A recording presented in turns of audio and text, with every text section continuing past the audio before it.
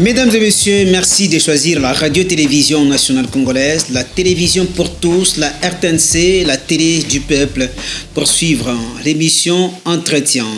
Entretien, une émission qui passe chaque mercredi à pareille heure et chaque samedi en rediffusion à partir de 12h15. Pour la journée d'aujourd'hui, nous recevons sur ces plateaux notre estimé confrère Josué Muyumba Nyange.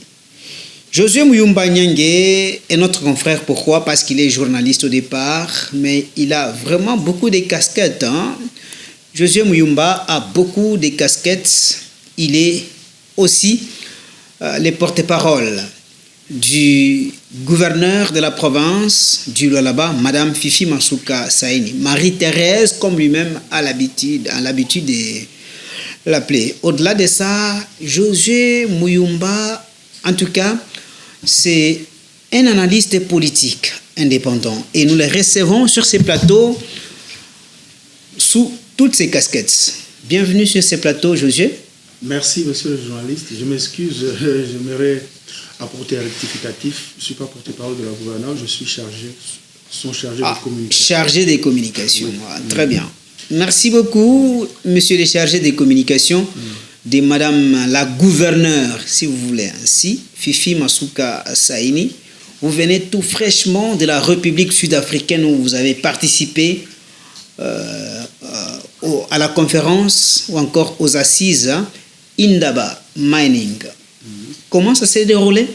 Ça s'est très bien déroulé. African Mining Indaba 2023, ce sont des assises qui rassemblent les opérateurs miniers du monde entier.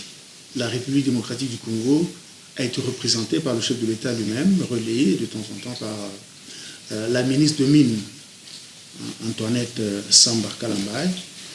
Donc c'était un rendez-vous qui était consacré, vous savez, nous sommes un pays qui est au cœur d'une matière première, d'une matière prisée dans le domaine de l'industrie automobile. La matière, c'est le lithium. Et le chef de l'État, Félix-Antoine Tshisekedi Tshilombo, et toute sa délégation sont allés défendre, sont allés vendre davantage le pays et dire au monde minier que la RDC a besoin que vous veniez en nombre et la RDC a aussi besoin de sa sécurité. C'était une tribune que l'autorité suprême du pays s'est servie pour faire aussi entendre la voix de la RDC. La RDC qui est agressée injustement par le Rwanda, par le régime actuel au Rwanda. Ce ne sont pas tous les Rwandais. Les Rwandais, nous vivons depuis des années ensemble, mais c'est le régime actuel, le régime de prédation actuellement au niveau de Kigali, qui agresse la RDC, et le chef de l'État a appelé le monde entier à se joindre à ces efforts de pacification de l'Est de notre pays, particulièrement l'Ituri et le Nord Kivu. Dans la suite du chef de l'État, il y avait Madame la gouverneure du Lualaba, Marie-Thérèse Masuka Saini, qui, dans la foulée, a présidé aussi une conférence pour parler de l'ouverture imminente du centre de négoce de Moussompo, un centre mis en place par le gouvernement de la République pour rationaliser l'exploitation minière artisanale. Vous savez, en tout cas on avait l'habitude depuis un temps de considérer les exploitants miniers artisanaux, communément appelés creuseurs, comme des va-nu-pieds, comme des bonariens, mais la gouverneure Masuka et toute son équipe gouvernementale se sont décidés de valoriser ses compatriotes, de les amener, et elle les a même donné une nouvelle appellation. Ce ne sont plus des exploitants miniers artisanaux, creuseurs, ce sont des grands travailleurs parce qu'ils contribuent à un bon pourcentage pourcentage au budget, au trésor public au niveau de la province du Lualaba. Donc, elle a défendu le souci du gouvernement de la République à pouvoir valoriser l'exploitation minière artisanale en mettant sur pied le centre de négoce de Moussompo pour renforcer la traçabilité des minéraux issus de l'exploitation minière artisanale. Que ses compatriotes se retrouvent parce qu'ils sont évalués actuellement à plus de 100 000 jeunes. C'est pas peu, hein? C'est de loin supérieur à la GECAMINE, aux agents de la GECAMINE, la GECAMINE qui a fait la pluie et le beau temps.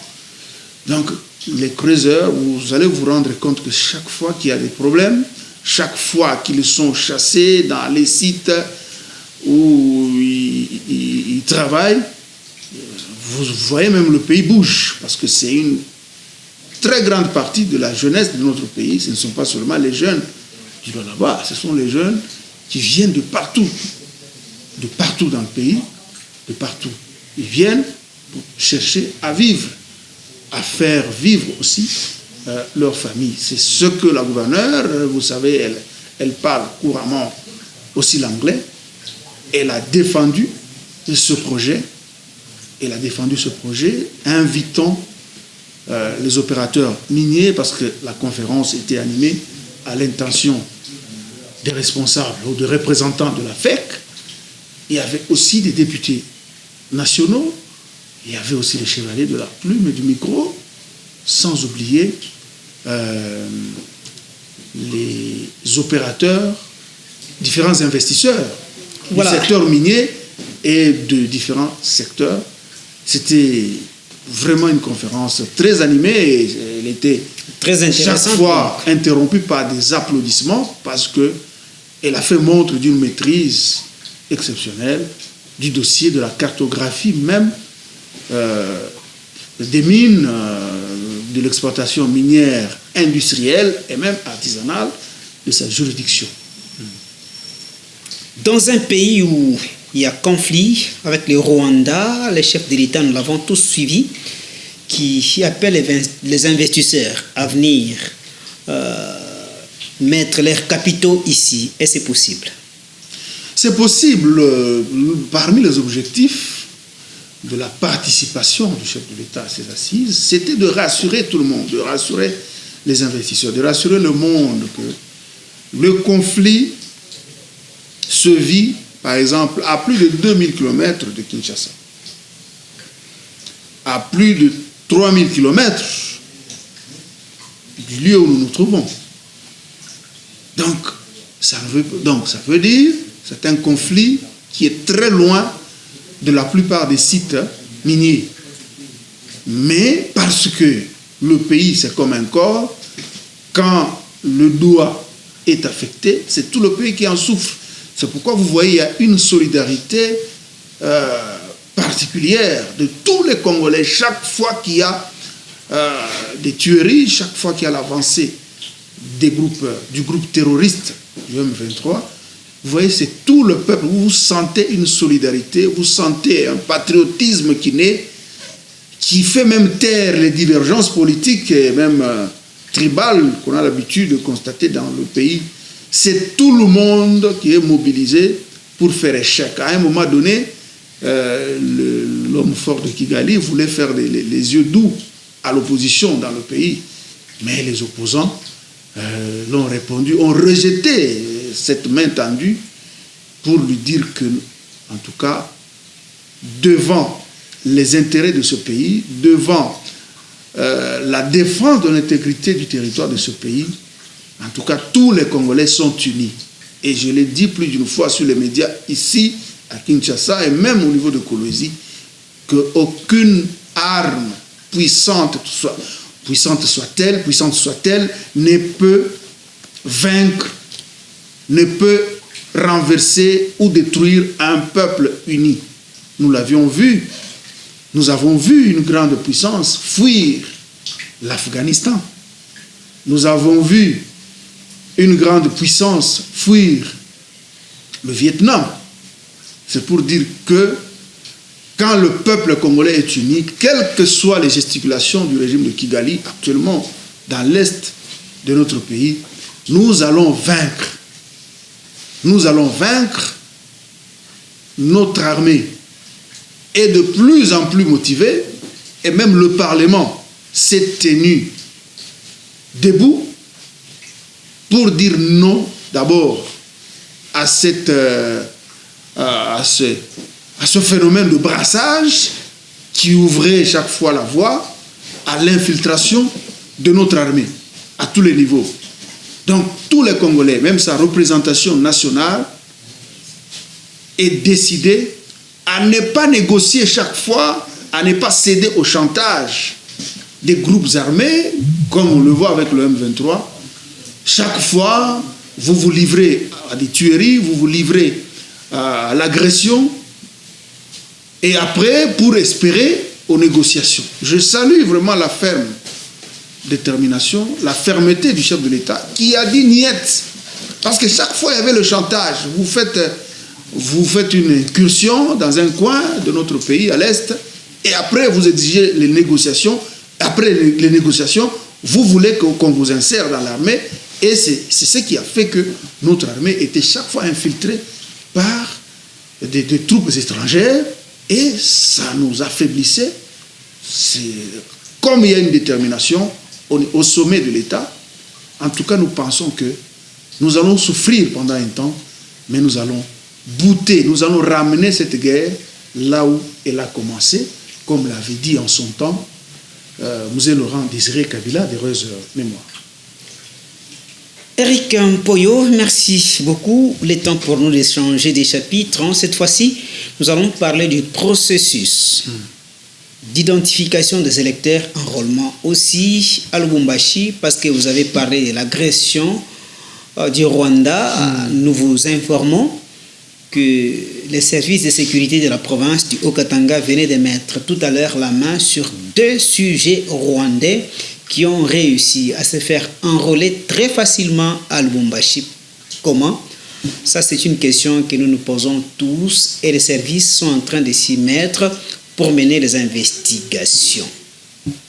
Comment vous l'avez trouvé? Vous venez de l'Afrique du Sud. On a lancé le même processus à Lubumbashi, mais il y a 2 sujets rwandais qui venaient d'être arrêtés pendant que les Congolais sont en train de souffrir. Il y en a qui sont en train de décrier que pour avoir la carte d'électeur, il faudrait payer 10 000, 15 000 francs congolais, voire plus. Mais en tout cas, ce sont des cas qu'il faut dénoncer. D'emblée, j'aimerais condamner cette pratique. Quand les autorités du pays, à tous les niveaux, s'époumonnent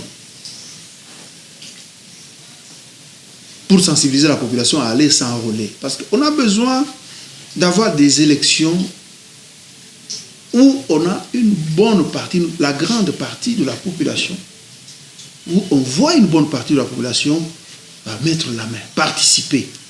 Mais quand on voit les chefs des centres, c'est pas chefs des bureaux d'enrôlement, se livrer, s'adonner à ces pratiques, en tout cas, j'appelle la population à les dénoncer et que les instances judiciaires se saisissent de tels cas d'office afin de décourager ces pratiques. En tout cas, la population, d'abord, qui souffre, qui traverse des moments difficiles. Les gens y vont tôt le matin, à 4h, à 5h, arriver là-bas, ou rencontrer des responsables de la CENI véreux, des agents de la CENI véreux, pour se livrer au monnayage de l'obtention de la carte d'électeur. Donc c'est un acte qu'il faut condamner, que je condamne avec la dernière énergie. Bon, vous avez parlé aussi des sujets rwandais. En tout cas, c'est l'occasion de saluer le travail mené par les services de sécurité. De la ville de Lubumbashi. Et même la vigilance de la population. C'est ce que j'ai dit. Face à cet acte, face à cette agression, jamais je n'ai vu le peuple congolais uni. Jamais je ne l'ai vu. On a vécu l'agression en 1998, mais en tout cas, je n'ai jamais vu. Je n'ai pas vu cette solidarité. Et ça, c'est grâce à la vigilance de la population. que la population continue à collaborer avec les services de sécurité pour dénicher les agents du régime actuel de Kigali. Ce ne sont pas tous les Rwandais. Que la population ne tombe pas dans le piège de se livrer à la chasse à tous les Rwandais. Tous les Rwandais ne sont pas nos agresseurs. L'agresseur, c'est le régime actuel de Kigali. J'ai beaucoup d'amis rwandais. J'ai beaucoup d'amis qui se sont mariés aux Rwandaises. Même au niveau, par exemple, de Gisenyi, la frontière qui sépare notre pays au Rwanda. La population vit dans une parfaite symbiose. Il y a seulement cette gloutonnerie de nos richesses affichées par le régime actuel qui met nos deux pays actuellement en difficulté. En tout cas, c'est quelque chose que je salue. Ces deux sujets, ce sont des agents du régime actuel. Ils doivent être sanctionnés et subir la rigueur de la loi. Qui doit subir la rigueur de la loi? Les agents de la CENI ou bien les deux sujets rwandais? Non, il faut que les services habilités ouvrent des enquêtes, mènent des enquêtes musclées pour dénicher les agents de la CENI qui ont facilité cette magouille, cette tricherie. En cette période où le même pays agresse la RDC. Merci beaucoup. Ça, c'était un autre sujet. En tout cas, chers téléspectateurs, la journée d'aujourd'hui, nous avons prévu pour vous beaucoup de sujets, peut-être à la fois. La territoriale venait d'être mise en place. Du côté du Lualaba, Mouyej a démissionné, vous le savez. Il n'y a pas tellement très longtemps, Fifi Masuka Saini, gouverneur, jusqu'au moment que nous vous parlons, la Commission électorale nationale indépendante n'a jamais organisé les élections ou encore l'élection du gouverneur dans la province de là-bas. Voilà aussi autant de questions que nous allons aborder dans cette troisième partie. Nous commençons par la territoriale. Vous avez été reçu par le maire de la ville de Lubumbashi, Martin Kazembe Choula. Comment vous l'avez trouvé? En tout cas, c'était un moment historique pour moi. C'était un moment, je pensais que j'étais dans un rêve, mais c'était une réalité. C'est parmi les jeunes que j'apprécie beaucoup. Depuis l'époque où on était dans l'ombre de son homonyme, le tout premier gouverneur du Haut-Katanga, d'heureuse mémoire. Et chaque fois quand je cite son nom, je sens vraiment, j'ai des larmes aux yeux, mais c'est quelqu'un qui a laissé des bonnes traces. Jean-Claude Kazembe est parti, on croyait qu'il est parti. Nous avons vu maintenant, Dieu a quand même consolé ses proches, Dieu a quand même consolé ses anciens collaborateurs. Et c'est sa génération, plutôt la génération qu'il a recrutée apparemment qui est en train d'émerger aujourd'hui. Oui, il a donné naissance à beaucoup d'acteurs politiques qui n'étaient pas connus à l'époque, qui étaient dans autre chose à l'époque, parmi lesquels on voit l'actuel gouverneur, Jacques Yaboula Katoué, l'actuel ministre des Sports, Serge Tchimbo Konde, et on voit maintenant le nouveau maire de la ville cosmopolite de Lubumbashi, Kazembe Choula. C'est un jeune plein d'énergie. D'abord, c'est un homme sympa, très ouvert. Moi, je l'ai vu au bureau d'études, j'ai travaillé avec lui quand on était au bureau. Comme sous-gesse, il était sous-gestionnaire. Au bureau d'études, au niveau du gouvernement du Haut-Katanga, c'est un homme très méticuleux. Et je suis allé le voir pour d'abord transmettre le message de félicitations et d'encouragement de la fille aînée de l'Union Sacrée, Mme Marie-Thérèse Masuka Saini, qui est d'ailleurs, parce qui a un cœur aussi attaché à la ville de Lubumbashi. C'est la ville de Lubumbashi qui l'a enfanté politiquement. Dans cette ville, elle a passé 2 fois comme députée nationale. Donc c'est une ville, elle ne peut jamais oublier cette ville. Elle a toujours gardé des bons souvenirs. Elle ne manquera jamais d'être reconnaissante à cette ville. Comme la ville a maintenant un maire de l'Union Sacrée, comme elle aussi est surnommée fille aînée de l'Union Sacrée, elle ne pouvait que l'encourager, le féliciter. C'est un jeune. Je sais qu'il y a beaucoup de défis. Il y a le problème d'insécurité qui sont pleins dans cette ville. Cette ville qui avait la réputation d'être appelée ville de paix. Lubumbashi ou Antanchi, que Kaseba Makunko avait chéri, Kaseba Makunko paix à son âme. Cette ville, dès qu'il est 21h30 ou 20h30, si vous n'êtes pas à votre domicile, vous commencez à frissonner, vous commencez à vous agiter. Ce n'était pas le cas à l'époque. Je sais qu'à sa tête, il y a un maire jeune, plein d'énergie, d'ambition, de courage, avec le concours de la population. Je sais que même des services de sécurité, il va s'en sortir, il va mettre fin à cette criminalité. Cette criminalité qui bat son plein dans cette ville pour que la ville retrouve sa beauté, sa quiétude d'antan. Ok, merci. C'est quoi le secret de Marie-Thérèse, hein? C'est ça? Marie-Thérèse Fifi Masuka Saini. Elle se maintient toujours au pouvoir, malgré les contraintes politiques, malgré les contraintes légaux. Elle est quand même là. Miège a démissionné, elle est quand même là. Il y a... Bon, on fait ça. Permettez-moi de sourire un peu. C'est une question très tendancieuse, monsieur le journaliste. Vous avez toujours été pertinent dans vos questions.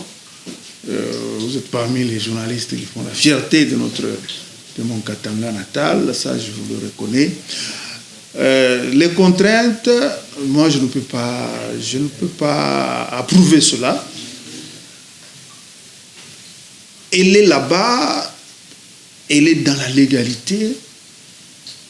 Elle travaille, elle défend les intérêts de la population dans la baisse. Elle a totalisé 2 années. Elle travaille en parfaite symbiose avec la représentation provinciale. Les députés, ce sont les députés qui savent jauger le travail de l'exécutif provincial. Les députés se rendent compte que c'est une femme. Vous avez parlé, quel est son secret? Son secret, c'est la sincérité, c'est la rationalité. En son temps, quand elle avait opté pour l'entrée dans l'Union sacrée, quand le chef de l'État avait sensibilisé la classe politique congolaise à se joindre à sa politique, à son courant, l'Union sacrée. Ce n'était pas facile. Dans l'espace Katanga, elle est la première personne. Et même dans le pays.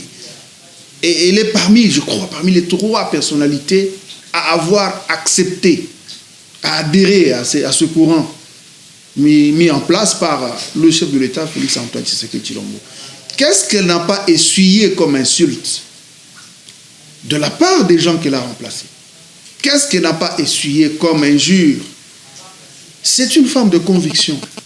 Et elle assume ses positions depuis qu'elle a accédé, depuis qu'elle a commencé la politique. Elle assume. Elle a assumé, elle continue à travailler et la plupart des Congolais, même de Katangais, des Lualabé ne lui donnaient pas 2 mois à la tête de l'exécutif provincial. Mais elle conduit cette province, elle la transforme, elle construit des routes, comme nous le voyons, dans tous les 5 territoires. Elle construit des écoles. Et la route Moutiacha-Dilolo. La route Moutiacha-Dilolo qui est en état de délabrement très avancé. Il y a trop de plaintes de ce côté-là parce que, en tout cas, il y a des personnes qui passent nuit, 2 semaines, 3 semaines sans arriver à destination. Au moment que nous vous parlons, la route Dilolo-Sandoa est coupée en 2. Les gens ne savent pas traverser. Vous le savez aussi. S'il vous plaît, d'ailleurs, moi je vois même des gens mal intentionnés. Le laboratoire, des gens que la gouvernement Masuka a remplacés, s'agiter, financer des jeunes gens sur les réseaux sociaux pour insulter. Non, la route une partie de la route Kolwezi-Dilolo, impraticable, la gouverneure ne travaille pas et tout ça. Bon, ce sont des gens qui ignorent d'abord la législation de notre pays. Parce que quand on est mal intentionné, quand on nourrit la haine envers une personne. Mais ils le font avec les images à l'appui. Non, je ne suis pas encore arrivé là-bas. Ils le font avec l'intention de nuire, parce que ce sont des gens qui ont échoué hier. Et quand ils voient la gouverneure et son équipe réussir, relever les nombreux défis, relever les nombreux défis un à un et rencontrer l'assentiment, la volonté de la grande partie de la population, ces gens sont aveuglés, sont emprisonnés dans la haine. Ils oublient même la législation en la matière. Vous parlez, c'est une route nationale. C'est une route, il devrait tirer sur le ministre des ITP, le ministre du gouvernement central, Samalou Kondé. Il devrait normalement tirer sur le ministre. Mais si aujourd'hui, il se livre à insulter, il se livre à monter des images, vous sentez que ça transpire la haine. Ça transpire la haine et on reconnaît ces gens. Et on ne peut pas... cela ne peut pas ébranler la dame de fer. Mais vous êtes quand même reconnaissant que cela est une réalité. Ça ne peut pas ébranler la gouverneure du Lualaba. Parce qu'elle travaille dans la vision du chef de l'État, Félix Antoine Tshilombo, elle matérialise au jour le jour. Au moment où je vous parle,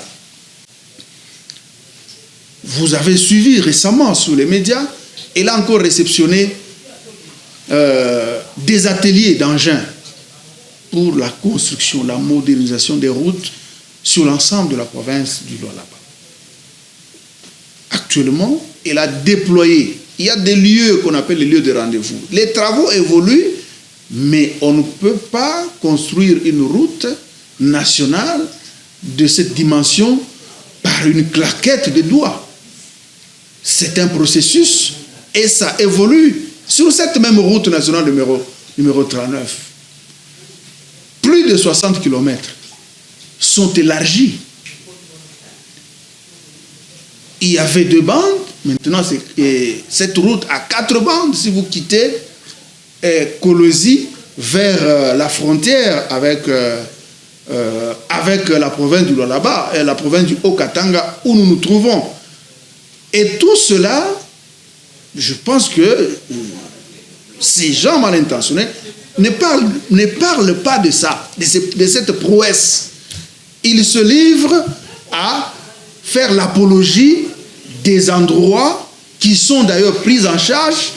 Le ministre des Infrastructures a été dépêché sur cet endroit qui a fait beaucoup de bruit. D'ailleurs, les travaux ont commencé bien avant que ces gens mal intentionnés se sont livrés à crier.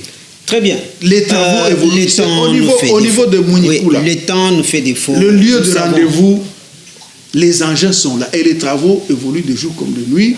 Et dans très peu de temps, la population va se frotter les mains. Voilà, le temps nous fait défaut. Peut-être une dernière question. Je ne vous taquine pas. L'UDPS Kibasa arrive avec sa candidate qui est aussi très valable pour combattre l'union sacrée qui place Fifi Masuka Saini, qui fait confiance à Fifi Masuka Saini. Ça vous fait quand même peur? Comment ça peut nous faire peur? D'ailleurs, j'aimerais apporter un rectificatif. Le nom que vous citez, l'UDPS Kibasa, nous sommes tous... C'est un parti de l'Union sacrée à laquelle appartient... Pourquoi alors, s'il vous plaît, à laquelle appartient la gouverneure Marie-Thérèse Masuka. Je l'ai dit tantôt qu'on l'a même surnommée la fille aînée de l'Union sacrée. Qui l'a surnommée? Parce qu'elle est parmi... Qui l'a surnommée? La grande partie des cadres et militants de l'Union sacrée, parce qu'elle est parmi les personnalités, parmi les précurseurs de ce courant politique du chef de l'État. D'accord. Et mais pourquoi cette divergence? Laissez-moi vous répondre. Oui. Vous avez parlé vous avez cité un nom. C'est le nom, l'UDPS Kibasa. Moi, c'est le nom Kibasa qui attire mon attention. Vous connaissez de qui je suis en train de parler, je crois. Frédéric Kibasa Maliba. Vous savez de qui je suis en train de parler. C'est un acteur politique d'heureuse mémoire. Il ne faut pas salir son nom comme ça. Il y a un groupe, le groupe est bien connu. Le groupe des gens que la gouverneure Masuka a corrigé par le travail. C'est ce groupe qui utilise actuellement le nom de Kibasa Maliba, le nom de sa fille pour assouvir pour chercher à se venger contre la gouverneure Masuka. La gouverneure Masuka qui n'a aucun problème envers ce groupe. Ce groupe l'a martyrisé. Et c'est une femme qui prie. Elle ne peut pas garder rancune. La meilleure façon de réagir à cette rancœur de ce groupe qui a échoué hier, c'est de travailler, c'est de servir honnêtement sa population, la population du Lualaba, de servir honnêtement le chef de l'État, Félix Antoine Tshisekedi et Tshilombo. Il n'y a pas de peur parce qu'elle a un bilan à défendre, elle a un bilan à donner au chef de l'État, Félix Antoine Tshisekedi Tshilombo. Les travaux évoluent de manière spectaculaire. L'année, je l'ai dit, j'ai dit avant, au courant de cette émission, j'ai dit que la gouverneure a totalisé 2 ans. Dans les 2 années, elle était sur tous les fronts des chantiers. Elle a lancé plus de 700 chantiers.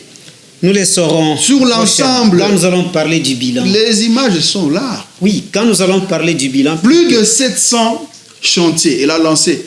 Et le même camp des gens qui alimentent, qui exploitent abusivement le nom, le valeureux nom de Kibasa Maliba pour se venger, pour nuire, penser nuire à cette femme de paix, à cette femme travailleuse, cette femme courageuse du Lualaba, Marie-Thérèse Masuka. Donc, ces gens ne peuvent pas ébranler cette femme, ne peuvent pas ébranler l'équipe Masuka, parce que cette équipe est dévouée à travailler, est dévouée à matérialiser nuit et jour la vision du chef de l'État. Il n'y a pas de peur, il y a un bilan, elle travaille, parce que nous sommes devant un peuple mature. Le peuple Lualabé, c'est parmi les populations les plus matures de ce pays. C'est un peuple, vous n'allez pas venir avec les paroles. Vous voyez la dame, vous voyez la gouverneure ne parle pas beaucoup, mais elle fait parler les actions, elle fait parler les œuvres. Elle ne peut pas avoir peur de quoi que ce soit. Elle ne peut pas avoir peur des élections. Elle ne peut pas avoir peur de cela parce qu'elle est concentrée. En tout cas, avec Marie-Thérèse Masuka à la tête du Lualaba, en tout cas, l'Union sacrée est rassurée d'avoir le maximum de voix à tous les niveaux. Et ça se passe de tout commentaire parce que les faits sont là. J'espère bien que vous avez clôturé. Parce Merci que beaucoup. Vous accorder la parole. Voilà. Non, je n'ai pas clôturé. J'étais en train de finir mon idée. Vous voulez clôturer? Vous m'avez dit de conclure, même pendant 30 secondes. Nous vous accordons. Ok, allez-y, 30 secondes. Je tiens à vous remercier personnellement pour m'avoir associé au débat. Vous animez l'une des plus grandes émissions politiques du Katanga. Quand vous m'abordez, chaque fois, vous ne ratez pas l'occasion. Et parfois, je suis embêté par vous. Bon, vous êtes un journaliste à la quête du scoop, à la quête de l'info. Vous avez la soif d'éclairer l'opinion. C'est très important.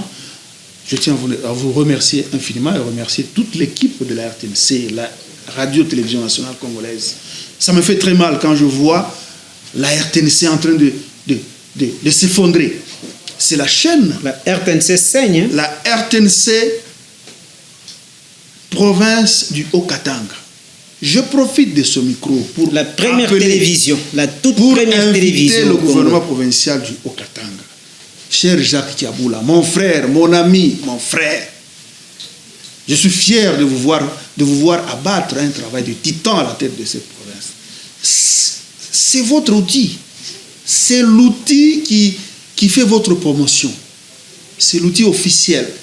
qui vous sert avec loyauté, ce que je vois, en tout cas, il y a de quoi pleurer. Vous êtes là, je vous invite à venir une fois de plus visiter, parce qu'au moment où je vous parle, il y a un coin à ma gauche qui sointe. Donc c'était une gymnastique énorme pour que je sois positionné à l'endroit où vous me voyez actuellement. Je sais que le gouverneur Kiaboula, c'est un monsieur qui aime la qualité, qui aime la modernité. Je pense que si lui ne me suit pas, ses services qui me suivent peuvent relayer le message pour qu'il puisse réagir rapidement et remettre mes confrères et consoeurs de la RTNC au Katanga dans les bonnes conditions.